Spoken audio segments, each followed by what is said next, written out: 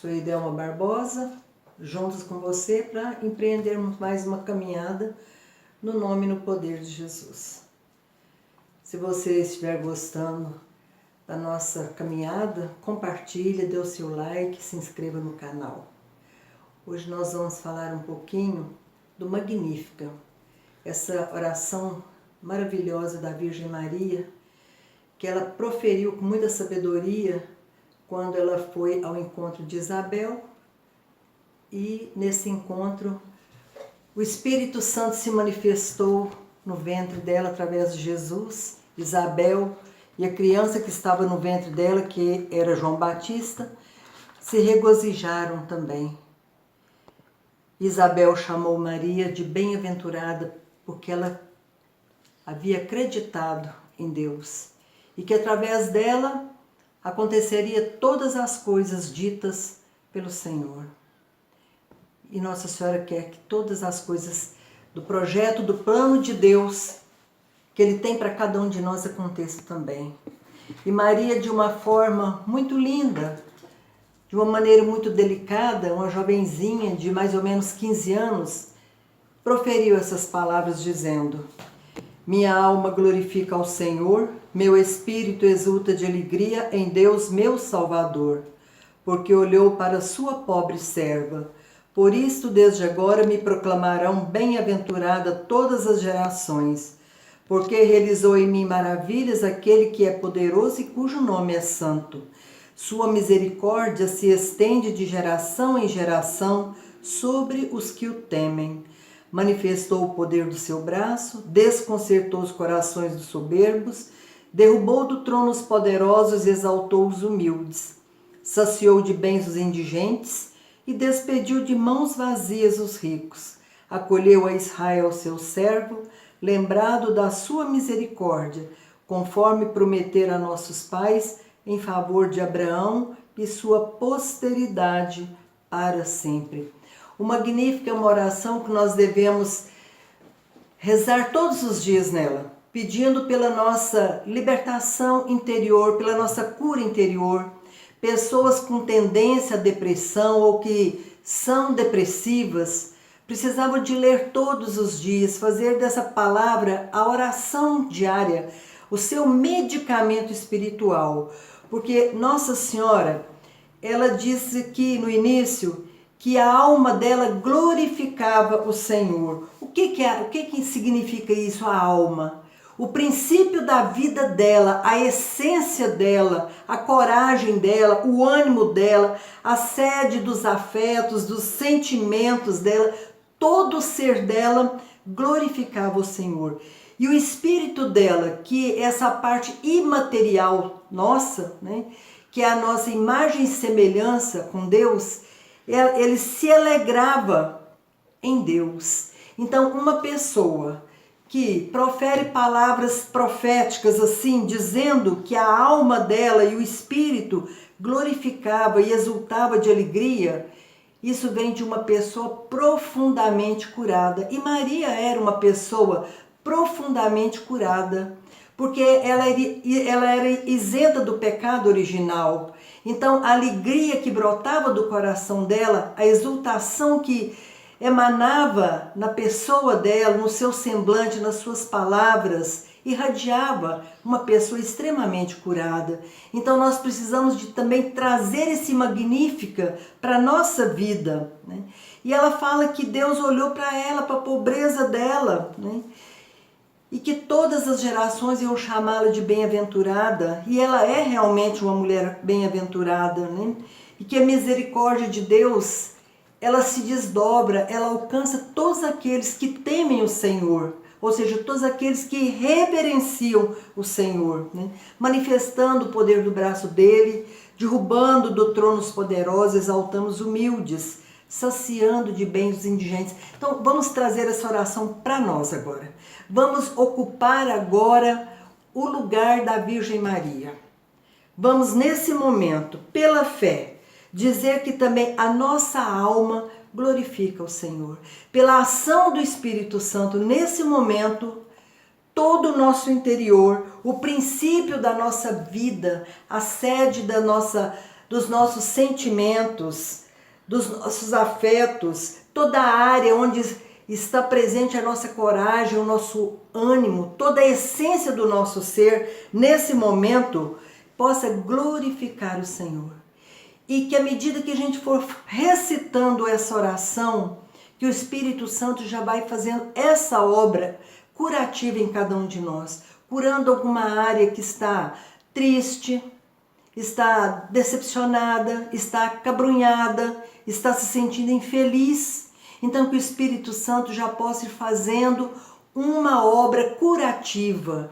E o nosso espírito, que é a nossa imagem e semelhança com Deus, possa se alegrar em Deus nesse momento.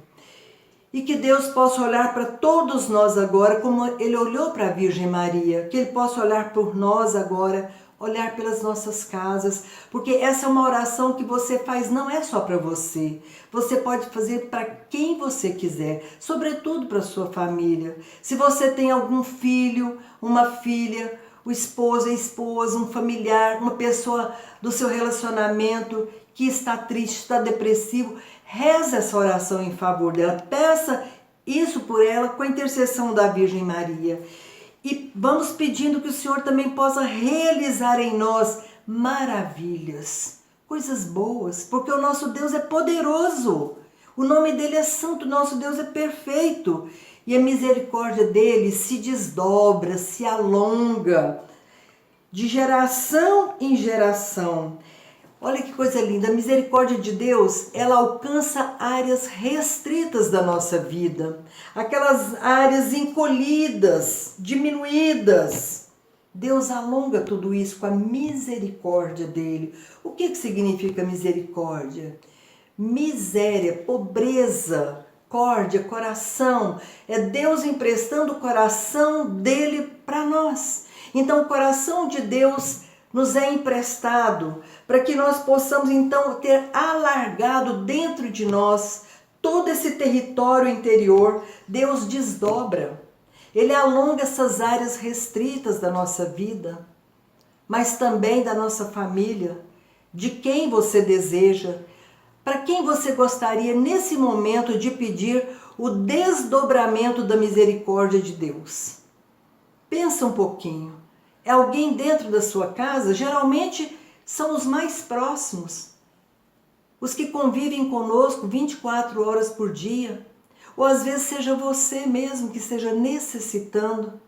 Quantas pessoas passando por enfermidades, nesse momento, o apertamento, às vezes, no salário, na manutenção da sua família, as fontes de providências encolhidas por esse momento que nós estamos atravessando com esse Covid.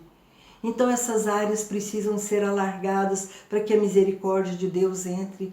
Olha, esse momento que nós estamos vivenciando, do aumento desse Covid entre as pessoas, o medo aumenta, a insegurança, o pavor, o pânico. Mas nesse momento, com a intercessão de Nossa Senhora, nós vamos pedir que Ele possa alargar essas áreas restritas, desdobrar a misericórdia dele e vir em auxílio de todos nós. Que a misericórdia de Deus alcance agora as pessoas que estão infectadas com esse vírus. Esse vírus que adentra adentra a área respiratória, afeta os pulmões. Então nós pedimos nesse momento, pela intercessão de Nossa Senhora, para que a misericórdia de Deus se desdobre agora no sistema imunológico de todos nós, os contaminados, os que estão hospitalizados, nós que estamos em casa, reclusos. Que a misericórdia de Deus nos alcance agora, que o poder curativo de Deus adentre agora todos os lares onde esse mal se faz presente, os hospitais.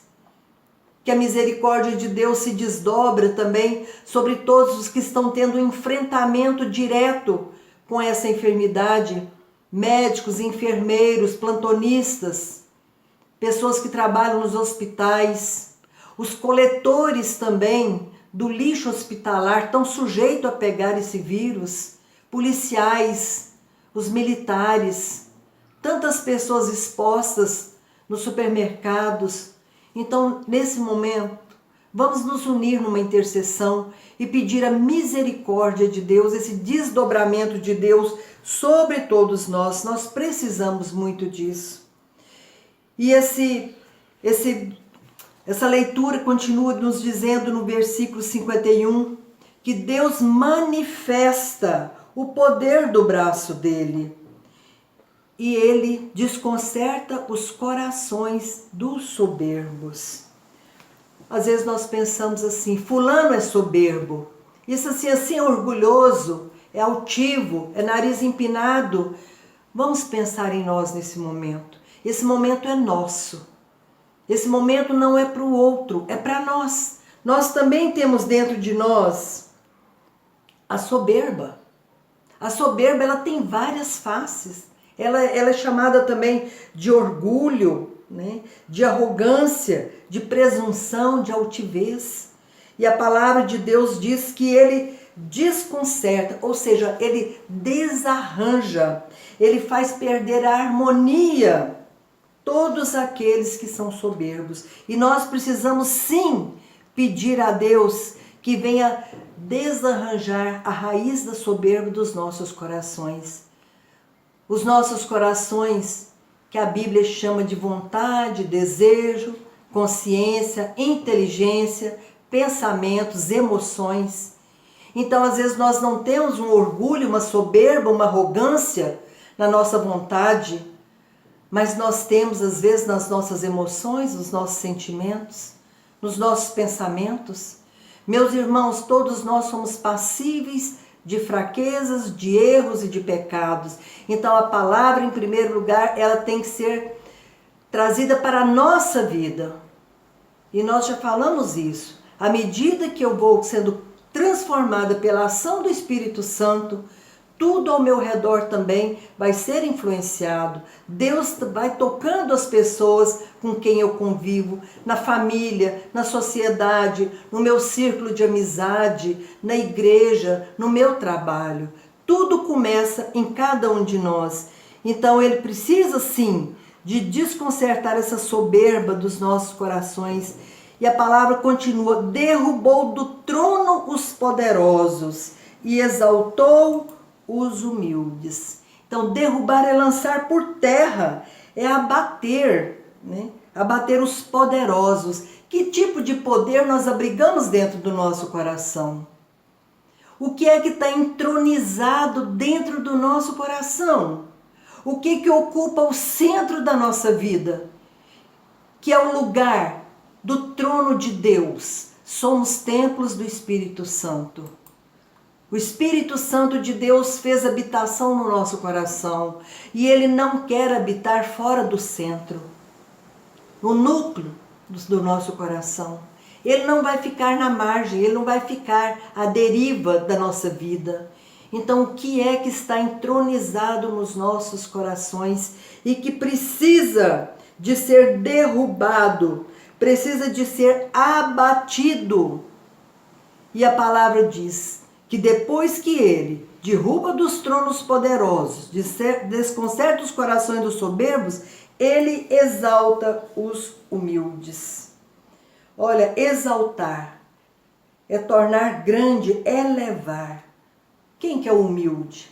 Aquele que é simples, aquele que é modesto, aquele que não faz força para aparecer em nada. Ele produz sem ter a presunção de se mostrar. E nós precisamos de ver também que essa palavra humildade, ela também nasce a palavra humus. O que é o humus? É a camada fértil da terra. O que Nossa Senhora falou? Que Deus olhou para a humildade dela. Deus olhou para a fertilidade de Nossa Senhora. Ela era um terreno 100% produtivo, fértil. Ela não tinha pecado, ela nasceu isenta do pecado original. Mas nós não. Nós temos o pecado original como herança desde a nossa concepção. Então, nós precisamos de pedir ao Senhor que aperfeiçoa esse humus dentro de nós. O humus dentro de nós é a nossa área fértil, são as nossas virtudes, são as nossas qualidades, são as coisas boas que nós temos. São os nossos dotes naturais dados por Deus e aperfeiçoados com a nossa inteligência, com o nosso trabalho.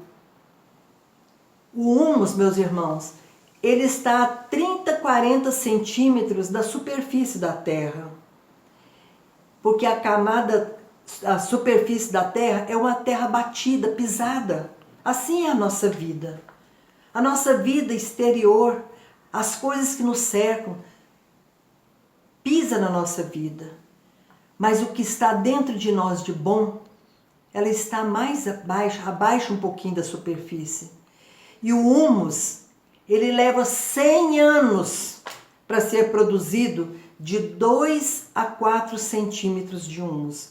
Olha como não é fácil ter esse humus, essa fertilidade espiritual dentro de nós, para que essa fertilidade se manifeste em toda a nossa vida. Na nossa vida não só interior, mas também exterior. E o humus, ele pode ser destruído rapidamente. A erosão na terra, uma tempestade, uma chuva de granizo, tudo isso destrói o humus, a fertilidade da terra. Assim na nossa vida também. O nosso mau temperamento, às vezes atitudes explosivas, xingamentos, palavras indevidas, né? Histerismo, tudo isso pode destruir o humus da fertilidade dentro de cada um de nós, colocar em risco a nossa imagem, né? A nossa reputação. Mas aí que está o maravilhoso de Deus. Assim como terras improdutivas hoje se tornam férteis pela tecnologia, pela correção do solo, pelos insumos que é colocado nela, o adubo, o calcário, pela mão de profissionais, hoje não tem terra ruim, ela se torna produtiva. O Nordeste hoje é uma região que mais produz uva e são de primeiríssima qualidade, dignas de exportação. Uma terra que até poucos anos não se produzia quase nada. Mas com a tecnologia, o Nordeste hoje possui maravilhas no campo frutífero. Então, nós precisamos da tecnologia do céu na nossa vida. Nós precisamos pedir a tecnologia do Pai, do Filho e do Espírito Santo para corrigir o solo do nosso coração, tirar a acidez dessa terra do nosso coração, para Ele colocar o calcário do céu em cada um de nós, colocar o adubo certo, corrigir a acidez desse solo do nosso coração, porque Deus nos quer produtivos também. Deus precisa de corações, de vidas férteis, para que a palavra dele se manifeste, se multiplique e alcance muitas outras vidas. E Nossa Senhora diz que ele sacia de bens os indigentes. Então Deus, ele nos sacia, ele nos enche, ele vem nos abastecer, ele vem nos fartar de coisas boas, ele vem extinguir a nossa fome ou sede de qualquer coisa que nós precisamos. A nossa fome de justiça, a nossa fome de amor, de atenção, a nossa fome de ser bem-sucedido na vida. Nós podemos aplicar a fome e a sede em todas as circunstâncias da nossa vida. E Deus nos sacia. Ele traz para nós essas bênçãos e nos dá os seus bens. O que são esses bens? Sacia de bens a cada um de nós. Ele nos confere posses, porque somos batizados, filhos de Deus, herdeiros do céu. Todo batizado tem herança no céu, a salvação, a vida eterna.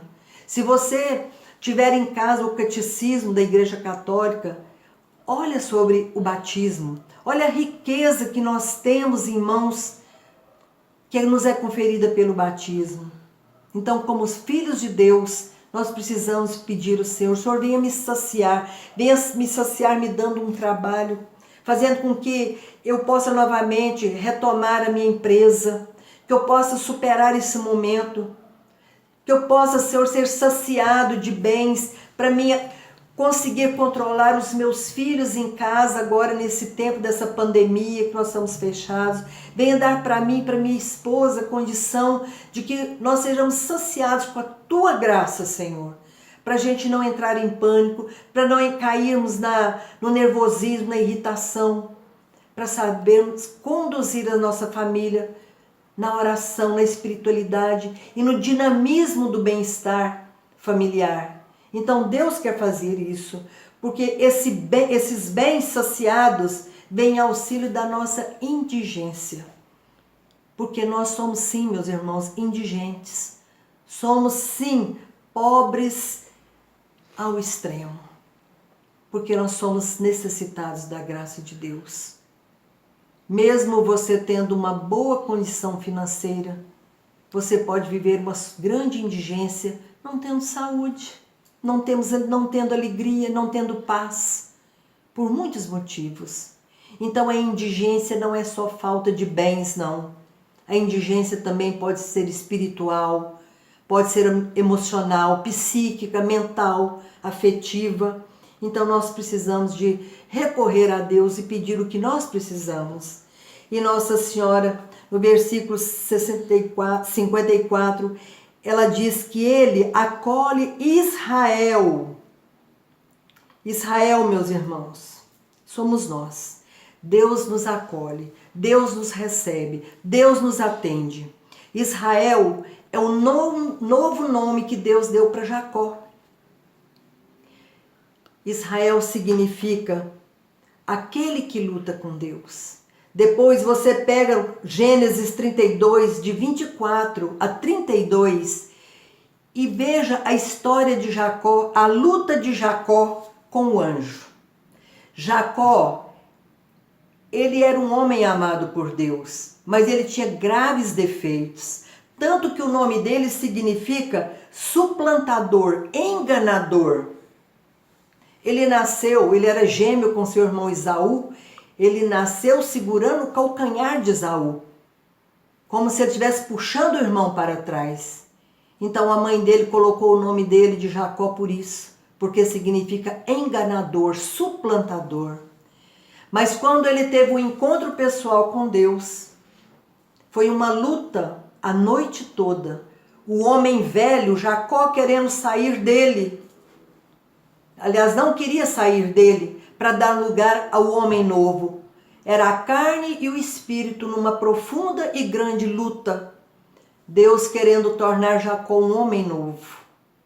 Mas a fraqueza da carne lutou com Deus. Mas por fim ele se agarrou em Deus e pediu que Deus o abençoasse. Então Deus falou para ele: porque você permaneceu, eu vou mudar o seu nome. Você não é mais Jacó, você agora é Israel, aquele que luta com Deus e venceu. Então, meus irmãos, nós somos esse Israel de Deus. Nós lutamos com Deus como? Através da oração, através da nossa amizade com Ele, da nossa busca, através das nossas súplicas. É uma luta, é o nosso espírito buscando o melhor. Então é uma grande luta mesmo. E nós todos temos um Jacó dentro de nós.